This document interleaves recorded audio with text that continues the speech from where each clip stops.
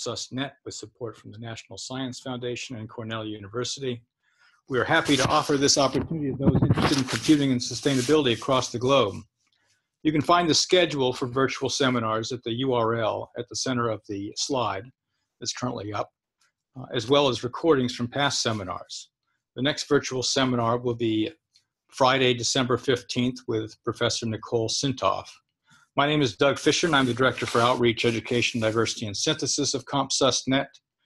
During the webinar, you can ask questions through chat or the Q&A facility on Zoom, which will be relayed to the speaker as time allows. If you would like, find the chat window now and write hello to everybody. It is our pleasure today to have Professor Michela Milano. Professor Milano is a full professor of intelligent systems at the University of Bologna. Her research activity covers methodologies and techniques for design and development of decision support systems in several areas. She's a member of the executive committee of the Italian Association for Artificial Intelligence and is a counselor of the Association for the Advancement of Artificial Intelligence. She's also a recent winner of a Google Award for the integration of deep learning techniques in combinatorial models. So, Michela, it's a pleasure to have you today. We're going to let you take it from here. Okay, thank you, Doug. I will try to share my screen. So let me try to do that.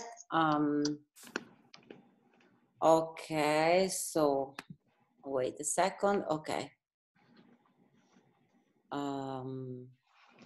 Okay.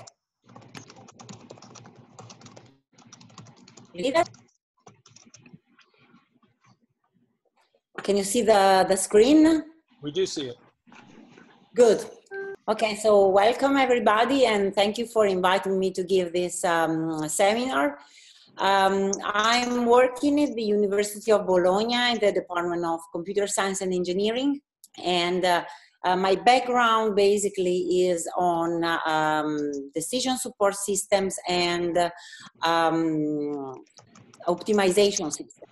And I've worked in the integration of techniques from artificial intelligence, namely constraint programming, constraint satisfaction problems, and operations research to create hybrid optimization systems. And more recently, in the last 5 or 6 years, we have worked in the integration of machine learning techniques into optimization problems, combinatorial optimization problem. This is very important. So this is indeed the topic of the talk, the seminar. And so let me start with some motivating examples. So first motivating example is the following. Suppose that you have traffic light placement problems. So you are in a city and you want to add and remove traffic lights over a whole city.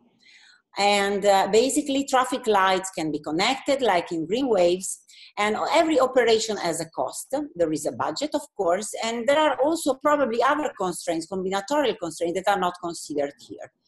And we want to improve traffic figures. What are these traffic figures? Like, for example, waiting times at traffic lights, or we want to, for example, improve the travel time or the queue length.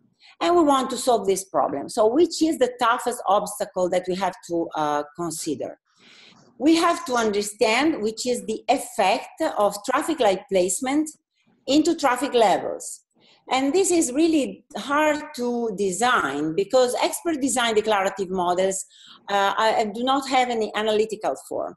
We have to model human behavior, and we have an underlying complex system, which is the traffic indeed. So what we have to do is to understand if we call the traffic light placement, so our decisions as decidables and the traffic levels as observables, we want to understand the impact of decidables on observables and cast this impact into an optimization model. So let's take a second example. I mean, if you want to interrupt me, I mean, just do it at any time. So as a second example, suppose that you are in a region and you want to devise some policies for PV adoption. So you are an energy policy maker that should take into account energy policies, and you want to foster photovoltaic adoptions in your region. what you can do is you can devise some incentives. So you want to achieve a target PV adoption in your region, and you want to decide which incentives to give. Every incentive has a cost, so you want to allocate some budget on each incentive. Like incentives can be investment grants, feed-in tariffs, rotation funds, guarantee funds. I mean, whatever incentive you have to design, you have to allocate some money on it. But you have to understand the toughest obstacle of this problem is to understand the effect that these incentives have on PV adoption.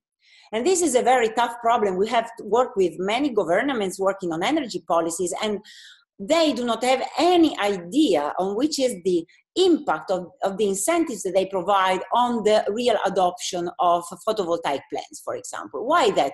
Because we have to model the human behavior, we have to model the social dynamics, and this is really tough. So again, if we call our incentives as decidables and the PV adoption level as observables, again, we want to understand the impact of decidables on observable and cast this into an optimization model. Third example, which is the one that I will use as a working example along the seminar. So we want to basically dispatch workload on an architecture, on a computing architecture in a thermal aware mode. So we have targeted heterogeneous platforms. Then we have a workload that we should run on the platform. And we want to decide basically how to allocate these tasks of the workload on the resources of the architecture. Every task has a thermal dynamic, and there is in general a thermal controller. And we have, for example, load balancing constraint and other deadlines and many other side constraints.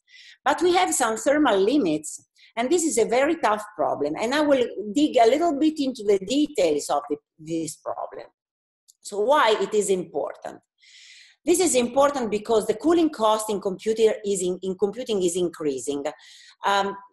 Just think that basically almost 40% of the total energy demands of data centers are due to cooling infrastructure. So this is, of course, this does not have a favorable environmental footprint. It brings emission, and it is getting really worse. Why it is getting worse? Because this is a trend of the top 500 supercomputers in terms of floating point operations per second. And in 2020, we are expecting to reach exascale computing.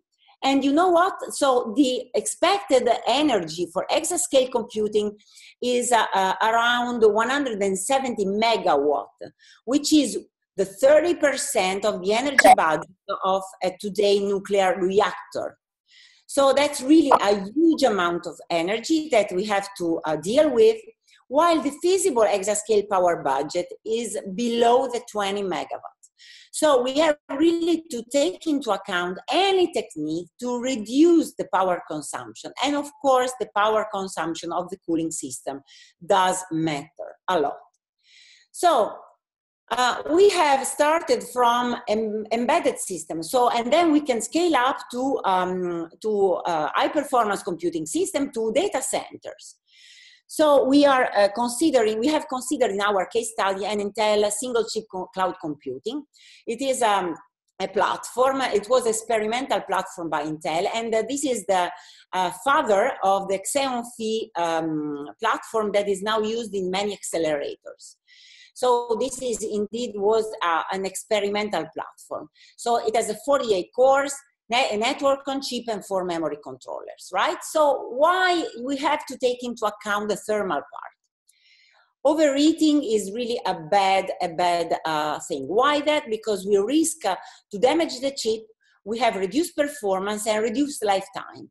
And traditionally, we use thermal controllers that simply slow down the chip when the temperature goes high. And this leads to poor performances. So we want to obtain proactive techniques where we need a thermal model, and we have to somehow dispatch the workload being aware of the thermal part. So this is really an interesting problem. Why that? Because the behavior of a multicore system, so the temperature, the thermal behavior depends on many, many factors. The first one is the room temperature. The second is the workload on each core, the chip fabric, the position of cores and the heat sinks, heat transfer between cores, and also the fact that there is a controller on the chip that slows down the speed of the chip when the temperature gets too high. So indeed here we have a connection between the workload that we put on the platform and the temperature, because we have a very accurate thermal simulators. And these thermal simulators indeed mimic the thermal dynamic of this architecture. And basically they model through differential equations, they model the thermal behavior of the platform. But we cannot simply put this differential equation in a combinatorial model and hope to have a solution in a short time. So what we rely on are expert design models that in general are oversimplified, and they do not really capture with the proper accuracy the thermal dynamic of this platform. So going back to our example, what we have, which is the toughest obstacle, is to understand the effect of workload allocation on the thermal dynamics, right? Okay, so basically we have optimization, we have simulators for that, but they are not manageable by combinatorial optimization techniques, okay? So this is our problem. Okay, so we have decidables that are workload allocations and observables that are the temperatures of the cores. And we want to understand the impact of decidables on observables and cast this into an optimization model. So the main research questions that we are doing, so just a second that I have to switch on the, okay, so the power to my computer. So the research question that we have to answer is, how can we learn the relation between decidables and observables? Well, let's take again our previous example. So the traffic light placement. Okay, what do we have at our disposal? So what we can count on? We can count on data, first of all. So we have a lot of traffic data. These traffic data are, for example, origin destination matrices. We have flows on the different roads that are extracted by sensors. We have a lot of sensors in our roads, and they provide us traffic data. On the basis of this data, we can devise traffic micro simulators. What is a micro simulator of traffic? It is a simulator that basically has different agents that are vehicles, and these vehicles basically have a dynamic that interacts with the infrastructure and with other cars, other vehicles, with pedestrians and so on. So they end up to be pretty, pretty accurate models of the traffic. So what we can do with these simulators? We can sample the observation space by running the simulation with different inputs of traffic light placement and produce a training set. Indeed, let me spend just one word on that. So this is a traditional what-if analysis. Simulators indeed are used by decision makers to make a what-if analysis. And the what-if analysis is, I try to give to the simulator my decision and I see what happens, okay? So indeed, this what-if analysis is used by decision makers, but suppose that we have in this case, as we have in this case, a very complex environment where we have many different combinations of decisions. So if you think about the number of intersections that we have in a city, so kind of 200, 300 intersections, and you have to understand which is the proper combination of traffic lights, then the number of possible combinations is huge, okay? So you cannot really sample all of them. So you have to decide which sample to take. And this is something that I will say, I mean, this is a very important problem. I will say something in the end of this talk. And we produce a training set. So we produce a training set that is sampled here. So we have a placement as an input, and basically the traffic light figures that we want to measure as an output. And we can produce this nice training set. So we can do with this training set, we can basically learn an approximate function of the simulator. And this is very similar to a surrogate model. So we want to learn a function that links the placement of traffic light to traffic levels. And this is a first example. Second, this is an important part. We want to cast this learned relation into a combinatorial problem. And we want that this relation works into a combinatorial problem as a constraint, as an objective function, and it works actively to reduce the search space. This is the gist. Okay, second example, our policies for PV adoption. What do we have available for learning the relation between decidables and observables?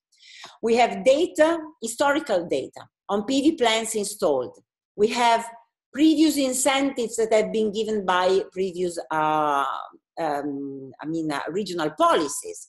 And possibly we can have also questionnaires, surveys, and interviews. Why do I need all this stuff? Well, this is really a very intricate problem because economic factors are not the only factor that is affecting PV adoption.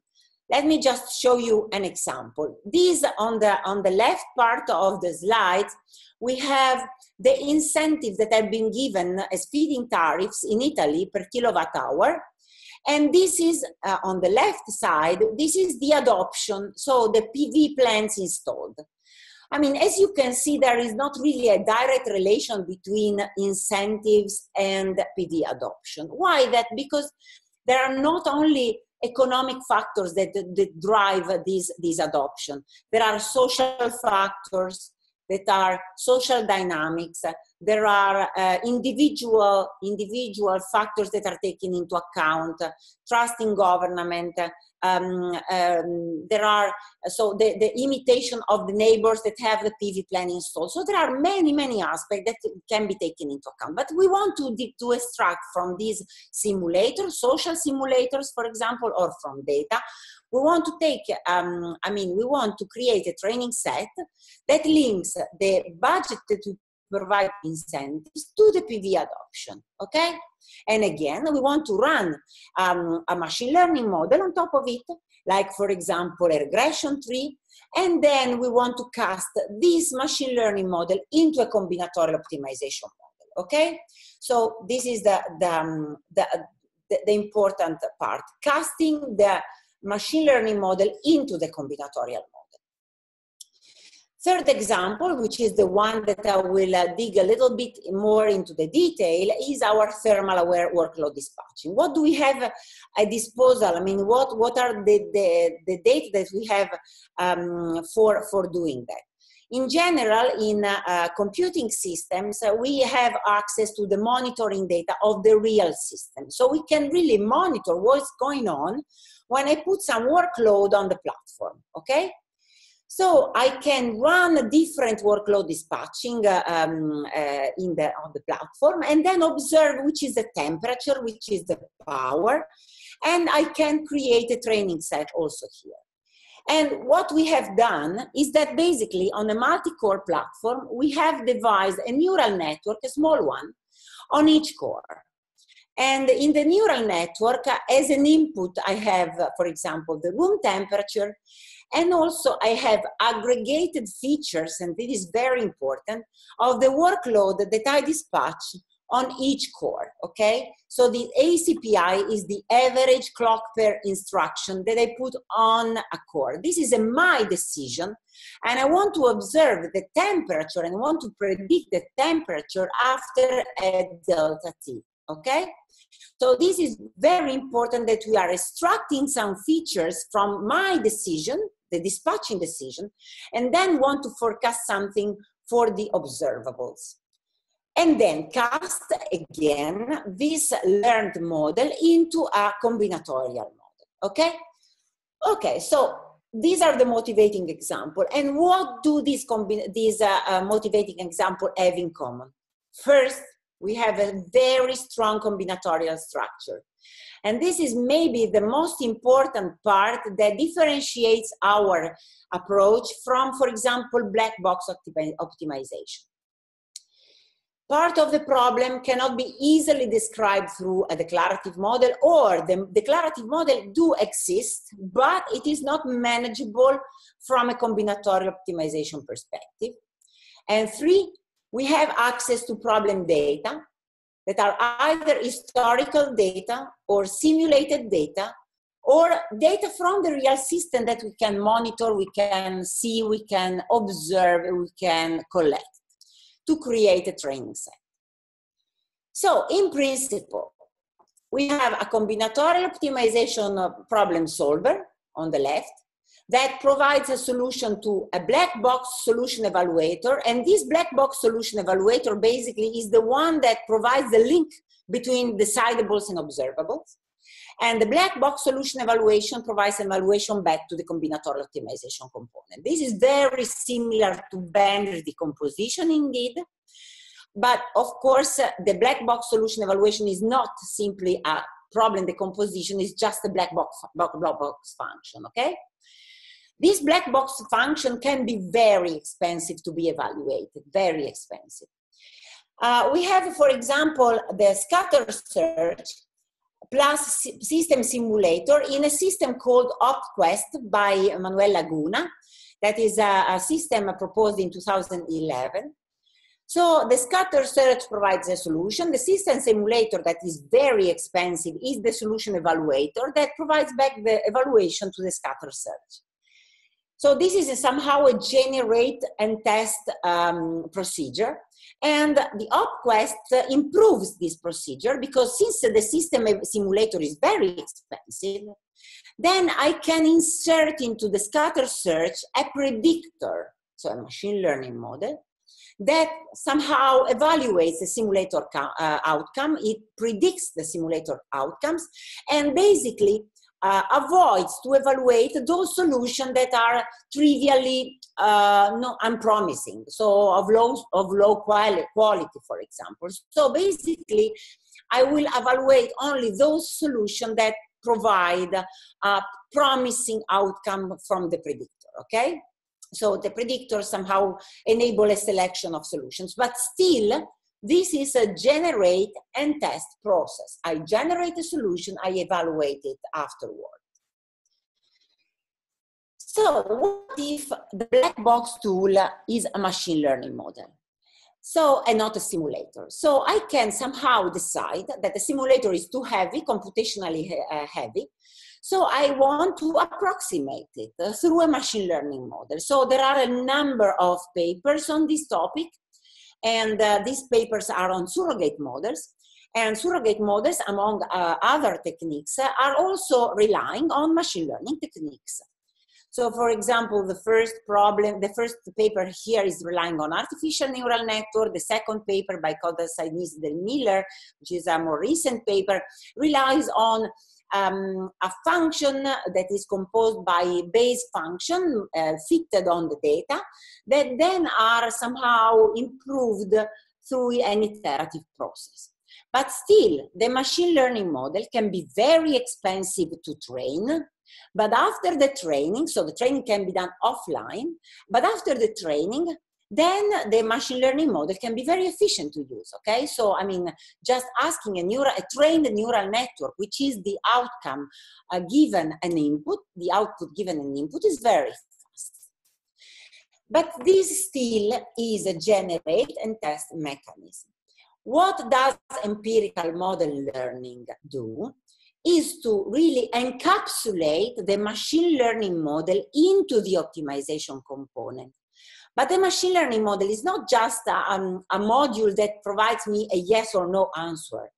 It provides me, or an evaluation function. It provides me an operational semantics that helps me reducing the search space. And this is crucial in empirical model learning. So this is not limited to objective function. We can learn constraints, we can learn coefficients, we can learn any relation between decidables, that are our decision variables, and observables.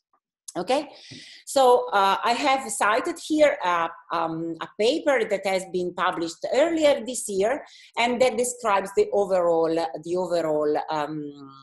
process, and that this is basically the base of this talk. Okay, so take again the first example on a traffic light placement, okay? So I have really overly simplified the models here. I mean, just to give an idea, just to give a hint, okay? The models are much more accurate and more complex.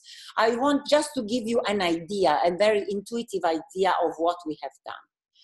So the combinatorial component on its own is the fact that we have some variables that decide that are 1 if we want to place a traffic light at a given intersection J, 0 otherwise, okay? Very simple, linear model, integer linear model.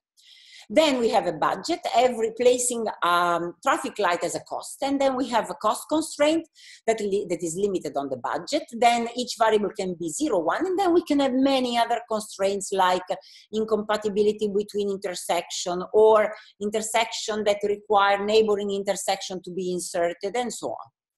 So what we can do is that we want to really understand the impact on traffic of our decision. So we can have a neural network per road learning the impact on traffic using basically, so as input, our decisions. So our decisions are the input, or somehow features extracted from our decisions are an input, and the output is the impact on traffic, okay? So what we want to do is to cast this neural network on in a component.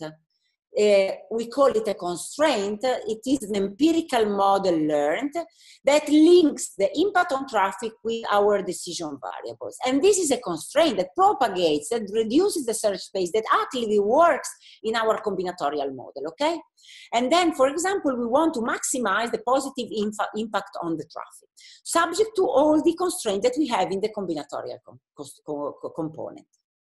Second example, policies for PV adoption.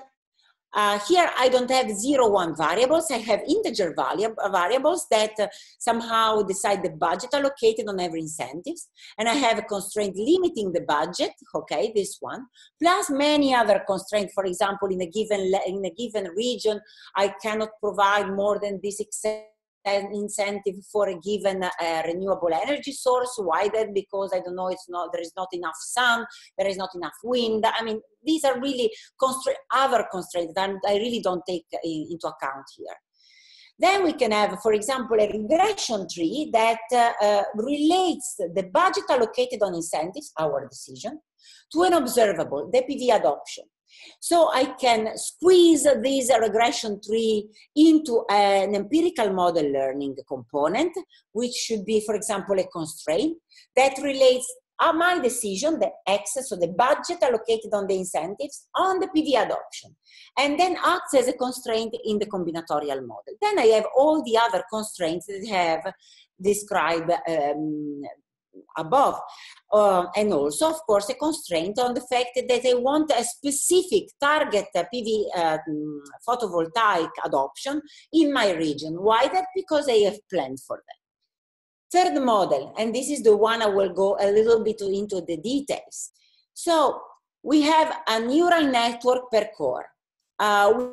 We have a variable xij that is 1 if task I is allocated on core j. And so these are my decisions. Where do so which resources are used for each task? And then, of course, I have constraints that say that one task should run on only one core. And also I can have load balancing constraint. I'm really overly simplifying. I mean, the model is much more complex, but anyway, I'm overly simplifying for the sake of clarity. So I have a combinatorial component, I have a machine learning model, and a method for squeezing, for encapsulating this machine learning model into my combinatorial model. So I want to minimize the maximum temperature achieved in each core, because it's the parameter that I want to keep low, okay?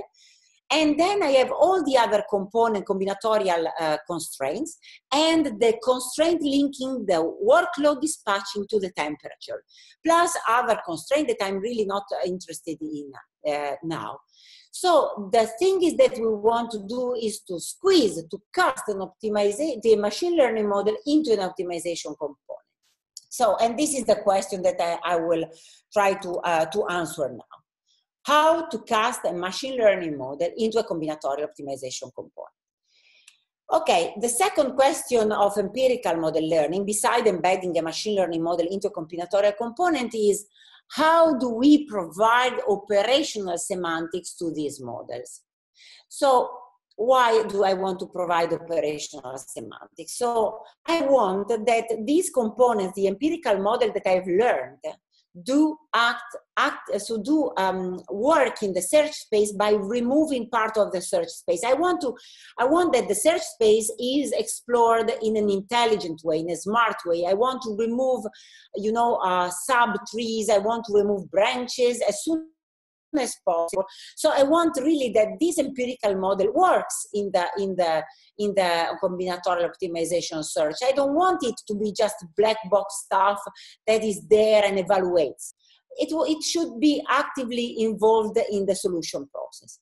So during this talk, I will try to explain you how to embed neural networks and decision trees, mainly in constraint programming, which is because constraint programming is really suitable for hosting these methods.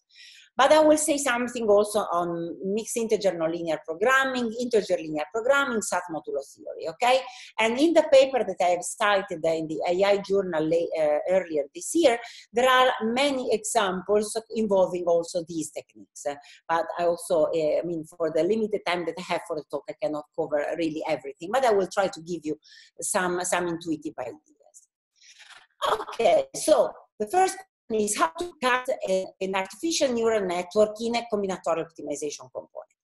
Okay, so what is a combinatorial, an artificial neural network? We have input nodes, output nodes, and one or more hidden nodes. Now in deep networks, we have many, many hidden nodes. But the deep networks are a tricky guy to take into account. I mean, they are really tricky. I will spend a few words at the end. Okay, so basically, every neuron has a number of inputs and a number of inputs that are weighted by weights that are learned during the training phase, okay? These inputs are, so we have a weighted sum of the input in the neuron activity A, plus a bias, and the output of each neuron is an activation function that is monotonic and non-decreasing, that is applied to the activation, to the activity of the neuron to produce an output, okay?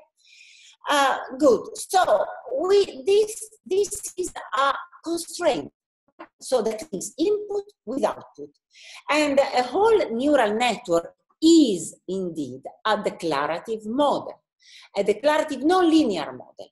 So, for example, if we have a MinLP solver, we can simply, as simple as that, casting the equations of the neural network into the MinLP model. This is very simple. We have to provide variables for the input, variable for the outputs, and simply put the equations in the model. We have to be careful about problems related to numerical precision and accuracy, but still, I mean, this is very, very simple. But if we have a hard combinatorial structure and we have a constraint programming model, what can we do? Well, this is very, very nice. So we can devise a constraint, a global constraint, that model a single neuron, okay? It takes input variable, x, output variable, y, it has been, so these are weights that are the result of the machine learning model that has been done offline to understand the relation between decidables and observables, and a bias, okay? So this activation function can really propagate backward and forward. So when I have a machine learning model and I want to forecast the temperature of a core given its workload and the workload on the neighboring cores and the room temperature and whatever input you want to give, machine learning model function in forward. So you give an input and they provide you an output. I want that the machine learning model works also backward. So if I put some constraint on the output, I want that the input is pruned. So the input is, that decision that do not lead to feasible output are pruned. And this is really the important part. So how can I filter a constraint that has an activation function and how can I filter the single neuron constraint? So if I update the maximum in the input, so on the activation function, I can of course update the range, the domain of the output. But vice versa, if I update the output, I can propagate back to the input by removing those decisions that lead me to an infeasible output. And this is very important. So I can filtering from Y to A and from A to Y, given that I and Y are two decision variables of my problem.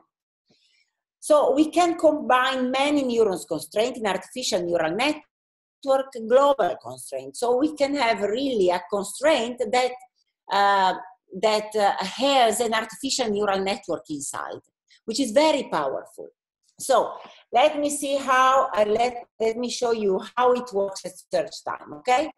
So we have our multi-core, so here for the sake of simplicity, I have just reduced it to a 4-core architecture, but we can have as many as we want. Here we have the tasks that we have to allocate. So then when we take a decision, we can compute some features that are extracted from this decision. For example, if I allocate some workload on a core, then I can extract some features from this workload allocation. And these features, for example, are the average clock per instruction that I have allocated on the core, okay? Plus I provide the room temperature. On each core, I have a neural network that estimates the temperature that I will achieve on the core after a given delta t, okay? And I have 4 in this case of them. I can have many of them. So when I allocate something on a core, then the neural network shows me that there are some temperature that increases after a while, and it provides me a hint on the temperature that I achieve on the core, okay? So I have a feature computation starting from my decision that go into the input of this neural network, and then the neuron constraint provide me the temperature after, so the observable. So the allocation is decidable, I decide this, and basically the temperature of the cores is an observable. And in the network, I put the workload on the core, the workload on neighboring cores, because they are affecting the core, right? And but the important thing that I want to do is that I want to propagate forward, so from the decision to the temperature, and I want to propagate backward, and this is the key. So if, for example, I have a threshold on the temperature, so I don't want my cores going more than 70 degrees Celsius, then what is important is that the neuron constraints enable me to remove infeasible assignments that I would have instead otherwise tried. So the neuron constraint really creates a link between decidables and observables. So the decidables are the workload dispatching, the observable is the temperature, and if I have a constraint on the temperature, then I can remove infeasible assignment. And this is a way of exploiting machine learning model that has, as far as my knowledge is concerned, I've never seen. So the backward use of machine learning model to remove infeasible decisions. So the CP model for this problem, I mean, again, I'm overly simplifying, but I mean, this is somehow more accurate than what I've explained you a few minutes ago. We have n tasks with the clock per instruction values that somehow give give us an idea on how the task is, so how power eager is the task, so, and how the temperature is related to the task somehow. Each task is assumed to run indefinitely. We have 48 cores, we have a room temperature, and basically we have decision variables explaining where to put each task on my cores. And we have load balancing constraints saying that for in each core I should have roughly the same numbers of tasks per core to have a load balancing heuristic. And then we can also have equivalent allocation variables that are the Xij I was talking about a few minutes ago, that are one if the task J is allocated on core I. And then here is our empirical model learn. So I compute an average CPI per core, and this is a feature extraction. So when I decide an allocation, so a value for Xij, I extract some feature of this allocation, and these features are fed into a constraint, okay? And then here, this neural network constraint is my empirical model. I have input variables, so the average CPI on the core that I'm considering, and the average CPIs on the neighboring components, plus many other functions many other features that I can extract, plus the room temperature. And this neural network component provides me a hint on the core temperature of the core J. And I have many neural networks, one per core in my model. And these constraints propagate backward and forward. And this is really important because this constraint really enables me to propagate and to reduce the search space. The objective function that I want to minimize is the one that I have told you, and is the maximum temperature over the core. So this work has been described in a AAAI 2012 paper, and the important thing is that here, by observing the model, so by training the neural networks, I'm also observing the behavior of the controller that is running on my architecture. So I can really observe the system in its running situation. And this is very important because I can really have an idea of what is going on the platform. So these are some results. These are reported in the AI journal paper. And basically, on the left hand, we have the heat generated. So the red there, the hottest. This is the heat generated on the cores of a very sophisticated mixed integer linear programming model using an expert design model. And the expert design model has been devised by experts working in a data center that are really knowing how things are going on, on these platforms. Okay, so you will see these red spots. These are hot spots in my architecture that are really not good. Why that? Because I need to cool them down, and possibly the temperature controller may slow down the performances of the cores. On the right-hand side of the slide, so this part here, this is the heat generated on cores on the empirical model learned through neural networks. And as you will see, here we don't have much red hot spots. So the room is much more homogeneous. We have much cooler zones. And indeed, the load has been balanced, but not just by load balancing constraint, but by the fact that the model was aware of the thermal component that was much more accurate of an empirical model, of an expert design model, of which, by the way, we don't know the accuracy. So an expert in general provides us hints on his model, but we really don't have any hint on the accuracy of the model. Okay, so this was an example for the neural network casted into an optimization component. Now we will talk a little bit about decision trees. So we have this, decision trees are another very famous way of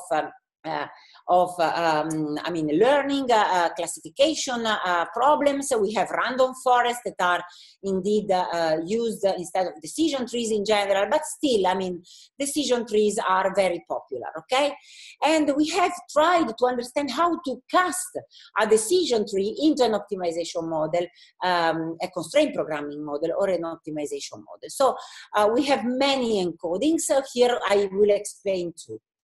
So what is a decision tree? A decision tree is, as an input, training set is a tuple of attribute values pair, and output we have a class. And attributes can be either numeric or symbolic. On numeric attributes, we split by deciding a threshold value and splitting, okay, values less than or equal than 20, greater than 20, while symbolic attribute can be splitted by taking into account each value per branch, okay? The leaves of decision trees are classes that I want to classify, okay? So when I have a new example, I want to classify it, and I simply go down into the decision tree and I will end up in a class. Very simple, as simple as that. So how do we embed decision trees into constraint programming? First, I need to have a decision variable for each attribute, for each feature. So the feature extraction part is really important. So they can be either A and B can be numeric, C is symbolic, and the B or is somehow, I mean, binary. It depends on the problem that we have to take into account, and the class can be symbolic. So we can define a constraint again. That is a decision tree constraint. So it's a machine learning model that encapsulates the decision tree that I have learned offline, observing the system, observing the data, the training set that I have. And now when the system is trained, I can cast this into an optimization model. And this is the tricky part. So the first thing that we can observe is that the path is an implication, okay? For example, in this case, we can say that if A is greater than 20 and C is 0 and B is greater than 20, then the class Y is 1, okay? So this is simply an implication. Very, very simple. So a class can be described as a set of implications. So the tree defines all the paths. So Y is equal to 1 in 3 cases. Either A is greater than 20, C equal to 0 and B greater than 20, or A is greater than 20 and C is 1, or A is less than or equal than 20, C is less than or equal, B is less than or equal than 10, C is 1, and A is also greater than 10. So we can really create all these paths as an implication, okay? So we can simply encapsulate all these implications into a constraint programming model, into a SAT modulo theory model, and we can really use them as part of our model. Can we do better? Yes, we can do better. So why that? Sorry, let me go back 1 second. This is very interesting because it is a polynomial size encoding. It has a polynomial time propagation, but we do not achieve generalized arc consistency. So we have room for improving the propagation, okay? So these implications do have an effect on our tree, but they can have a larger effect, I mean a stronger effect. So we can do better, in fact, because in constraint programming, for example, do exist constraints that are called table constraints. So the table constraint basically links set of assignment with a value, okay? And so they basically indeed model feasible tuples of assignment. So as a tuple of assignment, we have the value of the attributes and the class, okay? So these are already provided into CP Solver. So if we cast a decision tree into a table constraint, then the game is over, right? So this is very, very simple. We have, so continuous attributes, of course, here are a little bit tricky. Why that? Because in the table constraint, we have discrete values. So we have to discretize the continuous attributes, but this is simple. Why that? Because in the decision tree, we have threshold values on which to partition the decision tree, the continuous attribute. And so this is very, very simple, because we can use this discretization point for discretizing our continuous attributes, okay? So we have compared many different encodings, and the table constraint provides us generalized R consistency. So we cannot do more in terms of propagation as using the table constraint. Of course, there is always a trade-off between propagation and efficiency. So we have really to be careful in understanding these trade-off between efficiency and propagation, okay?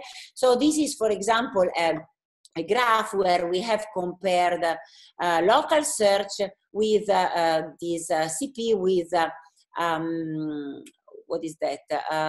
So this is the CP with the encoding used based on table constraint, and the blue one is the encoding with the implication. Okay, so even the simplest encoding, so the implication one, indeed performs better than local search, but it performs a little bit worse in terms of solution quality than the GAC. Why that? Because generalizer consistency is the maximum form of propagation that we can achieve in constraint programming, and using large neighborhood search, this red curve can close unpromising neighborhood very quickly. So we have used also other encodings, MDDs, for example, compressed tuples, negation normal forms, decomposition approaches, and we are basically writing now a technical report that is comparing all these kind of encodings. Also, we have identified how to cast variants of decision trees, like regression trees, multi-output trees, random forest, into constraint programming approaches and SAT modulo theory, and so on. And basically, we are comparing different methods and how do they prune, how do they actively work on the search space in combinatorial optimization methods. Okay, so some concluding remarks on what I have said. So basically, empirical model learning really enables combinatorial optimization over complex real world system where we do not have models that are either have an analytical form or can be computed and evaluated in a short time. So this has a very, very close relation with black box optimization, but we have a combinatorial structure that is really, really tough, and this is very important, okay? Of course, this is not the only solution, and it does not need to be about CP, but indeed CP is really well suited for empirical model learning because we can compose different empirical models that are learned beforehand on data, and we can really exploit them at runtime. So it's very easy to embed a machine learning model in constraint programming, provided that we are able to provide an operational semantic that actively works in my combinatorial model. And of course, constraint programming is very flexible, modular. We can add and remove side constraint very easily. And the empirical model is just a constraint, just another constraint. So we have some issues that we need to take into account if we have to make it work. So the first issue is you can always embed a machine learning model, so an evaluator in a local search or meta heuristic, right? So you can embed it into genetic programming, particle swarm optimization, all the meta heuristic that you want to think about. But can CP work better? Yes, it works better. Why that? If we have a combinatorial structure that enables the propagation. If we don't have a combinatorial structure, then I mean, these methods, local search and meta heuristic, can work really, really better. So if we need inference method for machine learning method, then really, I mean, CP works really well. And inference methods are propagation methods that enable us to reduce the search space, and they should be effective, provide me tight bounds, and should be efficient. So they should be computed at each node of the search space, so they should be efficient. So the second issue, which is very much related to the first, is should I try to use machine learning models that are very complex but very accurate, but they may end up with slow and weak propagation, or simple machine learning models that are less accurate for the model that I'm learning, but they provide an effective propagation? This is really an unsolved question, so we are trying with different problems to try to understand. But I mean, this is really a trade-off between accuracy and optimization quality, okay? So we have to find design rules, we have to characterize it. And you know what, I mean, we are trying to use a deep network today, in these days, to encapsulate deep networks into constraints. This is a topic of a Google Faculty Award that we have now. And the nice part is that deep learning networks are really, really very accurate, but embedding them into a constraint is really tough, because as in the same way as gradient vanish in the different layers, this happens also to propagation. So it's very difficult to find how can I say, effective techniques to propagate a neural network backward and forward, a deep network backward and forward.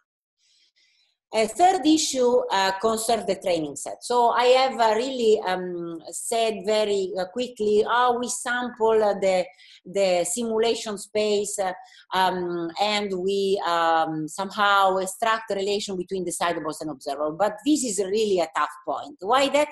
Because historical data can be somehow predicted. So a machine learning model provides a prediction of my input data, but then you know what? It happens that the final solution can end up to be here and the true value can be here. So there may be a very large error. So we can really have to choose the representative observation. And here, this is a work in progress. We can borrow concepts from black box optimization and the construction of surrogate models that really work very carefully with this detail and iterate many times to try to measure the difference between the true value and the predicted value, and adjust the model to basically meet the value and increase the accuracy, like by adaptive sampling. This is a Cyanidis work on surrogate model that is really working on. Also, fourth point, can we take into, so machine learning model at the end of the day provide confidence level, right? So can we use this so on the test set, but also on the training set? Can we use this when optimizing? And the answer may be, oh, sorry, here I have some strange, oops, sorry, I have some strange animation, sorry for that.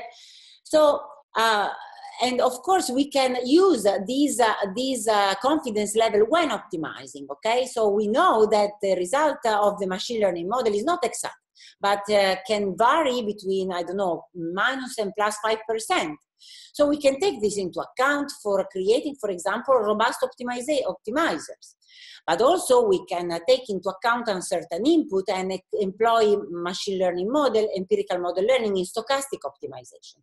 So these are all issues that are current subject of current research. But the toughest issue of all is that optimization researcher like clean declarative model and machine learning researcher seldom use decisions as input. So we really need to work together and create a community that works on these two topics together. But I know that you guys working on computational sustainability are used to work in very multidisciplinary environments, and this is, I mean, something that you are used to do.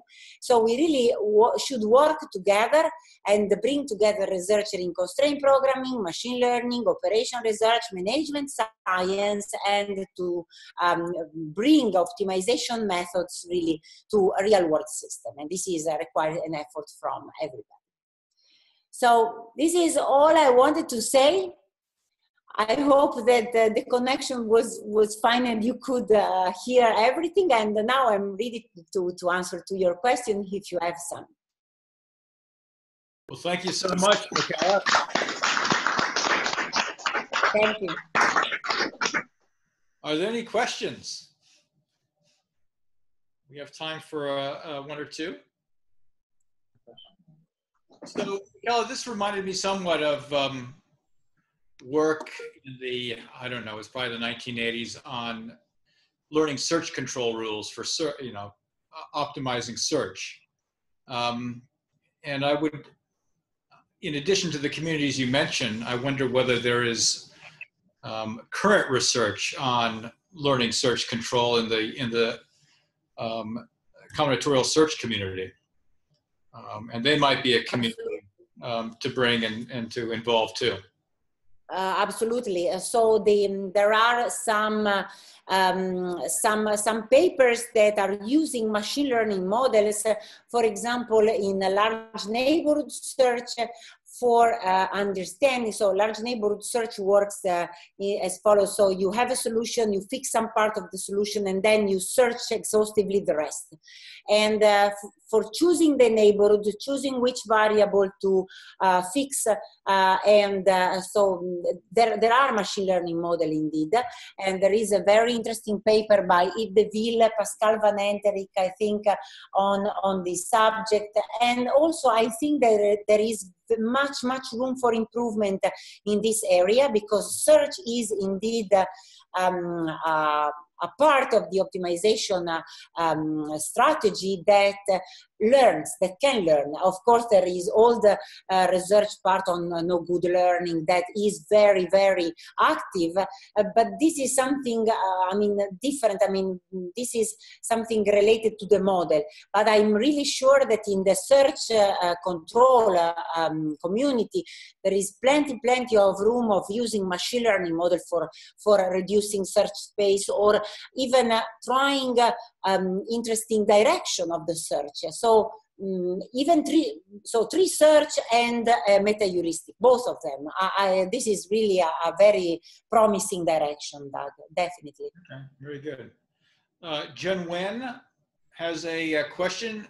Do you want to ask that yourself, or you want me to ask it? Either way is okay. Okay, so go ahead. Go ahead and ask it. I have typed it in the chat. No, but ask it. It's better if you ask. Okay, so just a quick question, like about the scalability. This is from Cornell, Michela. Hi. Ciao. How are you? Happy to see you. So I noticed there you've had a lot of applications in to embed ML into a combinatorial constraint just based on your empirical experience. What's the scalability of these methods? Yes, this is a very good question. So the scalability, the scalability is a problem, in a combinatorial optimization, okay? So in general, so these scalability issues are still there. But basically, as soon as so the learning part, once it is trained, so the learning component, once it is trained, then it's not really, does not bring into the optimization component much overhead. So of course, the training part might be very time consuming, because you have to deal with, observing a complex system and trying to devise, let me say, a surrogate model. This is a surrogate model, okay? But the thing is that we don't use surrogate model in a numerical optimization or as an evaluator, but we want to dig it into a combinatorial component. So the scalability issues are the same that we found in a combinatorial optimization, but yes, still are there. But it is not really worsened by the machine learning component. So the scalability is there for the combinatorial optimization model, not for the machine learning component. That might take very much time into the training part, not in the use of it. Because if it is trained, then the neural network is very fast. I don't know if I answered your question. Okay, yeah. Thank you. Mm-hmm. We have one more question. Carla, do you have a question? Yeah, I have a general comment, because I have Go ahead. And then we've got a question on Zoom. Okay, so go ahead with the question then. Okay. Antonino asks, first says, very interesting talk, thank you.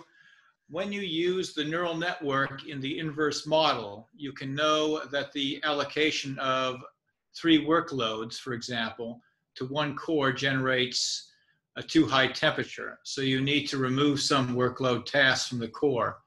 But does the neural network model enable you to understand which task you have to remove? And also, with your approach, are you sure at the end you manage to allocate anyway all the workload tasks you need to? So yes, I mean, basically in the example of the neural network, we have links between task allocation that are decision variables and features that I extract from the task allocation and from the feature to the temperature. Okay, so suppose, I mean, forget about the neural network. I mean, we have three parts that they are connected, they are linked.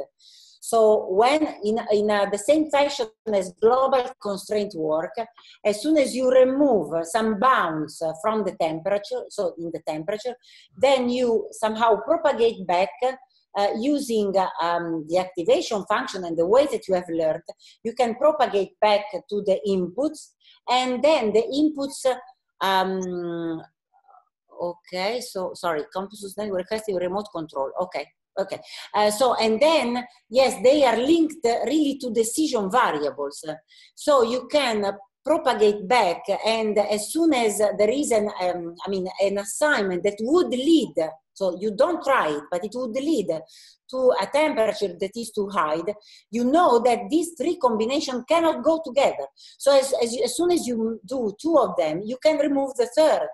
Or, I mean, in a global fashion, you can somehow avoid the 3 guys of being, so it's like when you have an all different, right? So in all different, you can decide beforehand that a given combination of assignment produces domains that cannot be allocated to different values. And so you will end up much before. So this is very similar. So you propagate back from temperature to allocations. I mean, there is an intermediate step of feature extraction. This is explained much better into the paper. Of course, I didn't have time, but you can really go back to your allocation variable. They are discrete values. This is an important part that I have to say.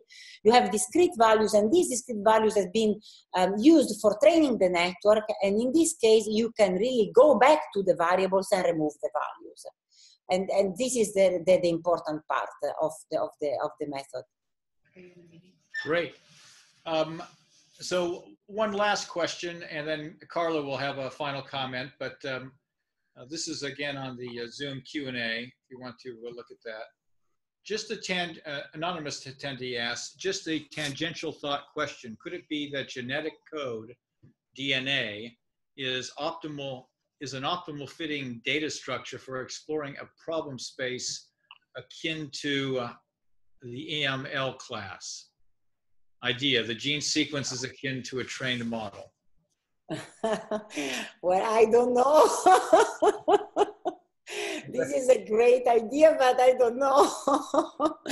I mean, it could be. I mean, as soon as I mean, any method that could somehow extract relations. I mean, there is also a question between causal relations or simply relations. But anyway, so as soon as I can learn a relation between decidables and observables, and I can use this method for pruning, then I think that we can really, encapsulate almost everything. Okay, Carla? Very good. Well, Michela. Sorry, just a second. Sorry, there is someone, just a second. Somebody. This is the quirkiness of virtual presentations. This is the real world, the complex real world in action. There's somebody at the door. Yeah. Yes, yes. So guys, sorry about that, but I am at home because my network at the university has some problems. So I am at home and my son is just ringing. So sorry about that. I try to. So sorry. Well, virtual seminar. Forgive me. Okay, so Michela, we just number one, thank you so much. I know it's late there. It's like what, 7:30? So yes. 8:40. 8:40. Yes, yes. So thank you so much for accommodating. But I want to say, you know, this talk and your work really is emblematic of, you know, computational sustainability. You work on, you know, sustainability questions, but, you know, from a computer science point of view, you know, what I find exciting about these problems is really they force us to solve real world problems and address real world challenge. And you know, you bring together these embeddings with machine learning into CP and vice versa. You know, this is really pushing the frontiers of computer science, and it is truly exciting. Really, really awesome work. Thank you for your talk, and this is fantastic. Thank you, Carla. Really, I mean, I appreciate it. Thank you so much. Okay, with that, we are going to sign off. Thank you so much, Michela. It was great. Okay. Great Thank you to you for the invitation. It was really a pleasure.